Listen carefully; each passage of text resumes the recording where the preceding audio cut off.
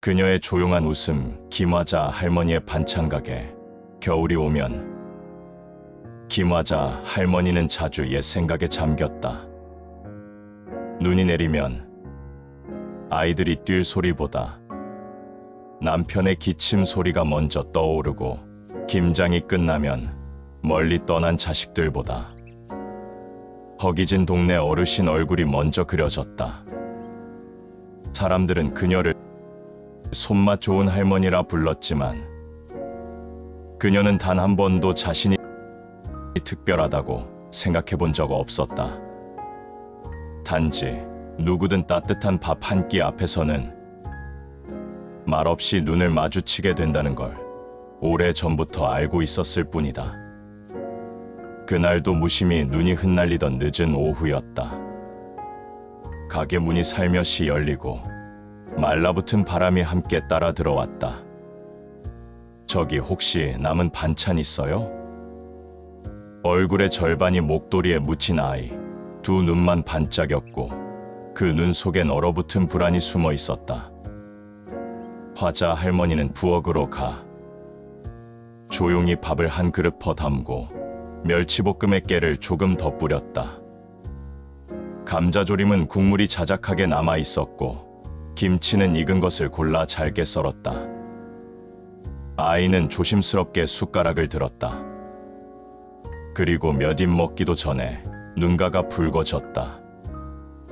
화자는 마음 깊숙한 곳에서 잊고 있던 무언가가 저릿하게 올라오는 걸 느꼈다.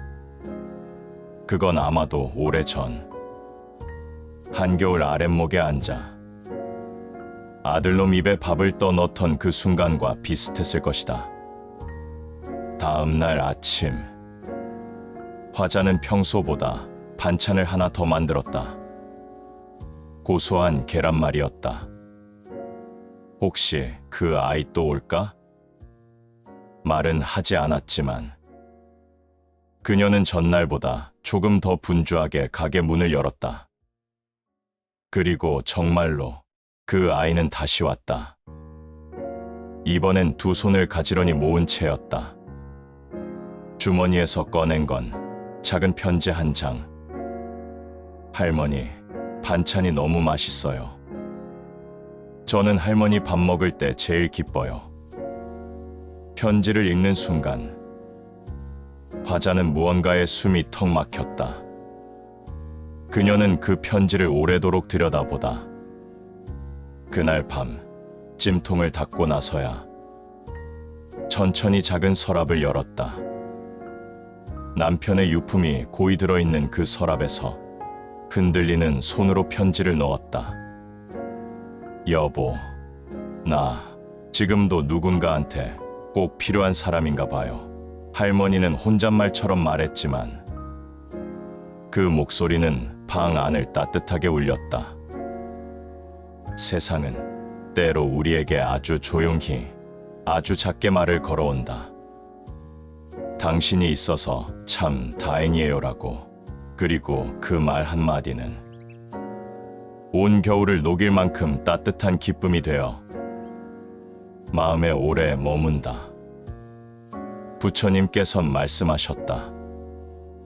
기쁨이 인연 따라온 것임을 알고 감사하는 마음으로 바라보라. 김화자는 매일 그 감사의 밥을 짓는다.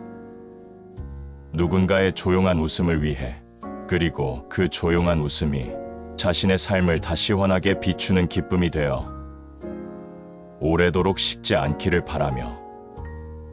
그녀의 조용한 웃음, 김화자 할머니의 반찬 가게였습니다. 그날 처음 웃은 사람, 정창수 버스기사의 이야기. 정창수 씨는 58세 버스기사입니다. 서울 시내 143번 버스를 운전한 지 19년으로 그는 스스로를 그저 바퀴처럼 도는 인생이라 생각했다. 매일 새벽 4시 10분 성동구 차고지에서 그는 고단한 눈을 비비며 시동을 걸고 사람 없는 버스에 홀로 앉아 이렇게 중얼거렸다. 창수야, 오늘은 좀 웃자. 좀 웃어보자. 그 말은 사실 승객에게 하는 말이 아니라 자신에게 하는 위로였다. 예전엔 안 그랬다. 처음 운전대를 잡았을 땐 사람을 태우는 일이 참 소중하게 느껴졌었다. 승객 한 명 한 명을 기억하려 애썼고 가끔 아픈 분이 타면 손잡이를 꼭 잡아주곤 했다. 하지만 시간이 흐르면서 세상도 차가워졌고 그의 마음도 조금씩 굳어갔다. 그 결정적 계기는 아들이 집을 나간 그날이었다. 아빠는 말이야, 사람들한테만 착하지 정작 가족한테는 한 번도 웃은 적 없어. 문을 쿵 닫고 나간 아들의 뒷모습을 창수는 아직도 선명하게 기억하고 있었다. 그날 이후 창수는 스스로에게 물었다. 내가 웃는다는 게 무슨 의미가 있었을까? 하지만 그는 멈추지 않았다.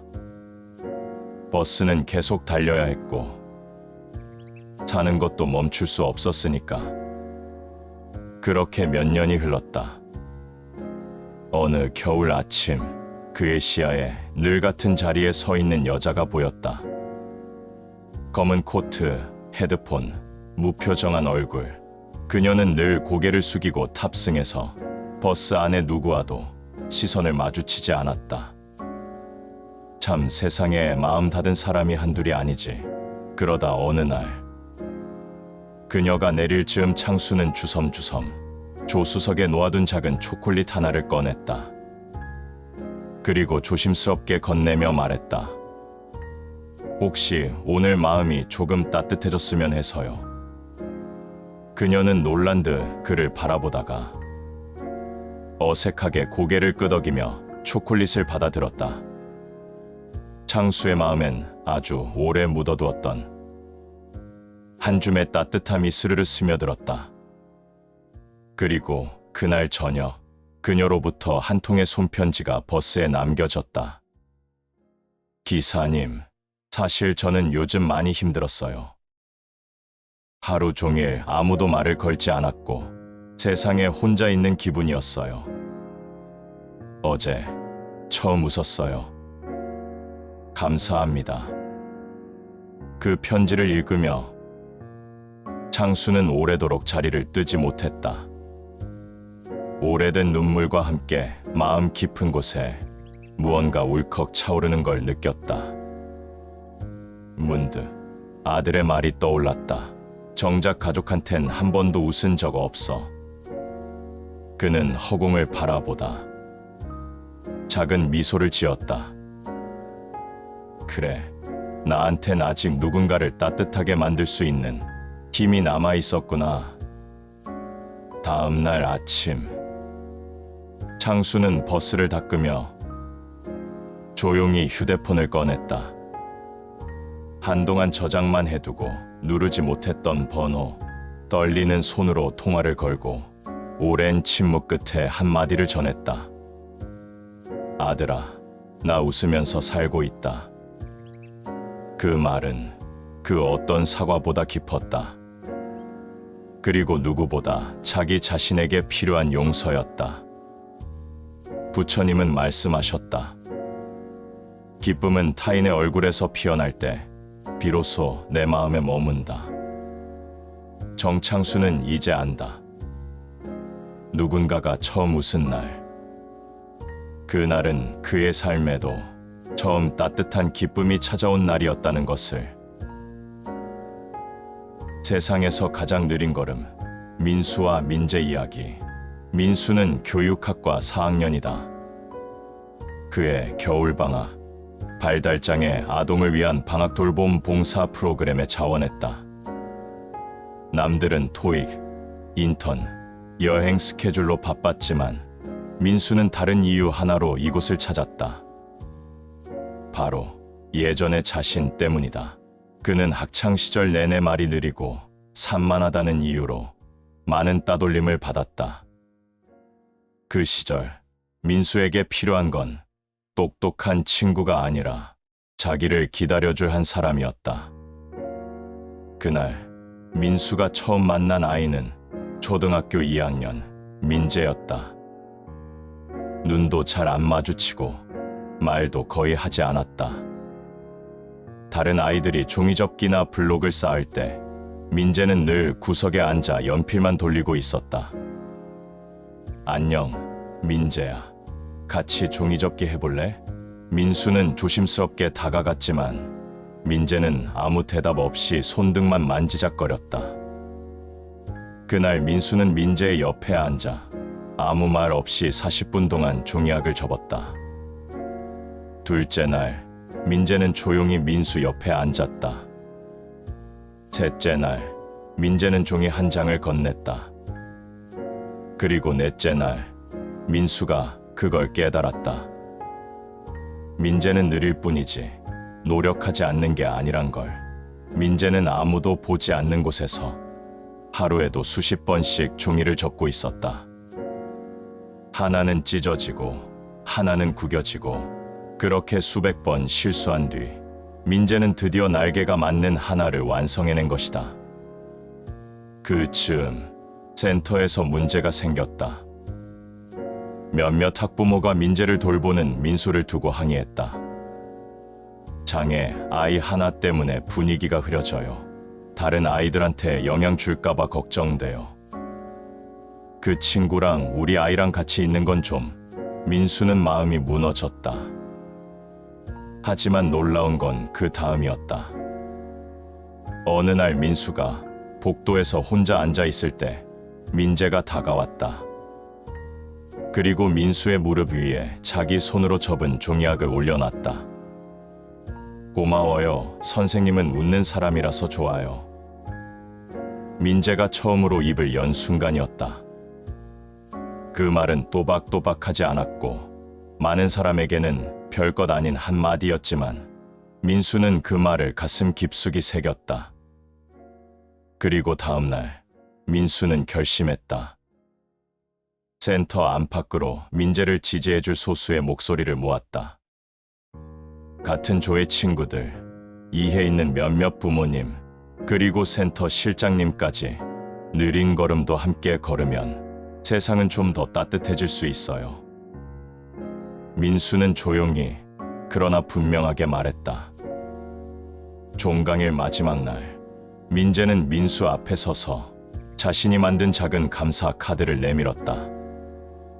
글자는 삐뚤빼뚤, 색연필은 번져 있었지만 그 속에는 단 하나의 문장이 선명하게 적혀 있었다.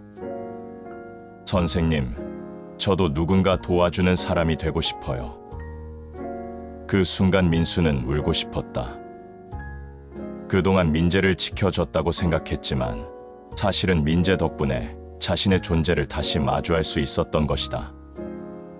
세상은 여전히 조용히 편가르고 다른 걸 틀리다고 말하며 약자를 향해 고개를 돌린다.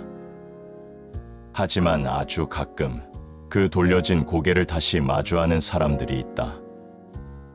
그들이 모여 하나의 조용한 연대가 되고 세상을 아주 조금 더 따뜻하게 만든다. 부처님께서는 말씀하셨다. 슬픔은 혼자일 때 무겁고 기쁨은 나눌 때 참된 열매가 된다. 민재와 민수 두 사람은 서로의 슬픔을 함께 걸어 기쁨이라는 이름으로 첫 열매를 맺은 사이였다. 늦은 편지, 어느 노인의 마지막 깨달음. 서울 변두리, 오래된 연립주택 3층. 그곳에 홀로 사는 76세 노인 최상철은 늘 정해진 시간에 일어나 정해진 티백을 넣은 홍차를 마시고 그 누구도 오지 않는 초인종 앞에 의자 하나를 꺼내 앉았다. 사람들은 그를 말 없는 노인이라 불렀고 그는 말없이 그런 별명을 받아들였다.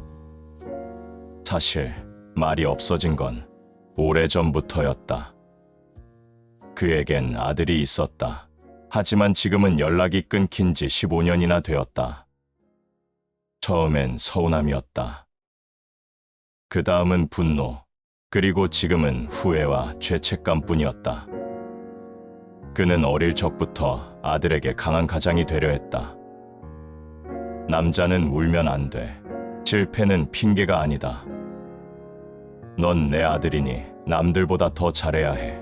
그렇게 말하던 어느 날 30을 갓 넘긴 아들이 조심스레 말했다. 아버지, 전 그렇게 살고 싶지 않아요.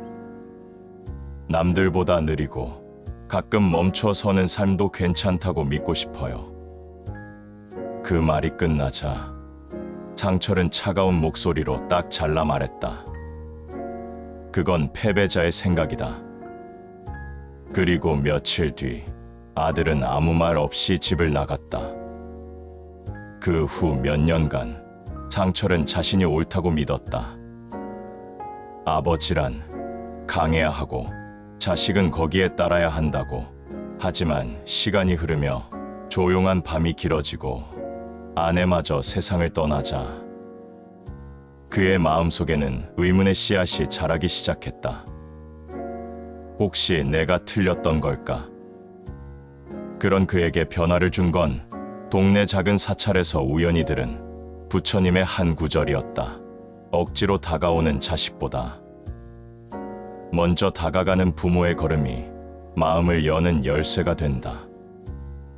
그 문장은 그의 가슴을 꿰뚫었다. 그날 이후 상철은 매일 아들에게 보낼 편지를 한 장씩 써내려갔다. 그땐 미안했다. 너는 너대로 충분히 잘 살아가고 있을 거라 믿는다. 내가 틀렸다. 그리고 내가 보고 싶다. 하지만 그는 그 편지를 한 번도 붙이지 못했다. 혹시 아들이 읽고도 외면하면 어쩌나 더 상처받을까 두려웠다.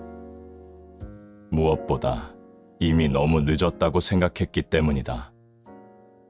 어느 봄날 동네 도서관 봉사 청년이 상철의 집에 우연히 들렀고 그의 일기를 보고 조용히 말했다. 할아버지, 이 편지들 혹시 제가 전달해 드려도 될까요? 처음엔 손사래를 쳤지만 며칠 뒤 상철은 떨리는 손으로 가장 마지막에 쓴 편지 한 장을 꺼냈다. 이 편지만 전해줘요.